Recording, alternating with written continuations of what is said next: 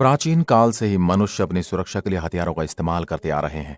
भले ही आधुनिक हथियारों जितने विध्वंसकारी ना हो, मगर ये इतने खतरनाक जरूर थे कि आप इनके आगे खड़ा होने की सोच भी नहीं सकते।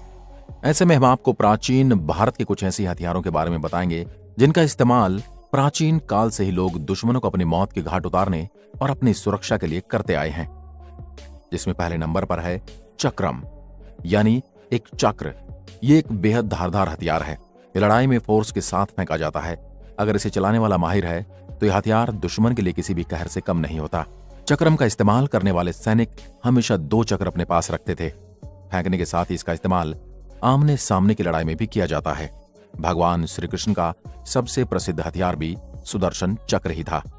हलादी, 3 ब्लेड वाला हलादी राजपूतों में युद्ध के हथियार से ज्यादा एक स्टेटस सिंबल के तौर पर इस्तेमाल होता था। हालांकि कुशल लड़ाके इसका इस्तेमाल आज भी एक घातक हथियार के रूप में करते हैं। परशु या फरसा, ये एक तरह की भारतीय कुल्हाड़ी थी जिसका इस्तेमाल युद्ध में होता था। ये लोहे से बनी होती थी और सिंगल या डबल ब्लेड वाली हो सकती थी। हिंदू पौराणिक कथाओं के अनुसार यह भगवान शिव का हथियार था, जिसे उन्होंने भगवान विष्णु के छठे अवतार परशुराम जी को सौंप दिया था। गदा, गदा का नाम सुनते ही आपके मन में भीम और दुर्योधन और हनुमान जी की तस्वीर आई होगी। प्राचीन काल में ये एक बेहद लोकप्रिय हथियार था। ये काफी भारी होता था और इसका इस्तेमाल उन भारी रक्षा कवच के खिलाफ किया जाता था जिन्हें धारदार हथियार से भेदा नहीं जा सकता। हनुमान जी को इसी हथियार के साथ दिखाया जाता है।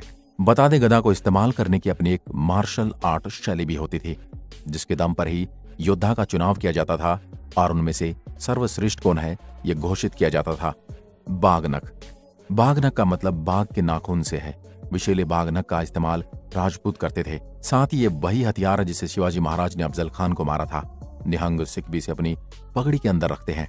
इस हथियार की खासियत ये थी कि इसे आसानी से छिपाया जा सकता था और जरूरत पड़ने पर अचानक से हमला कर सकते थे। उरुमी, ये एक बेहद अजीब हथियार था और इसके निशान मौर्य साम्राज्य से मिलते हैं।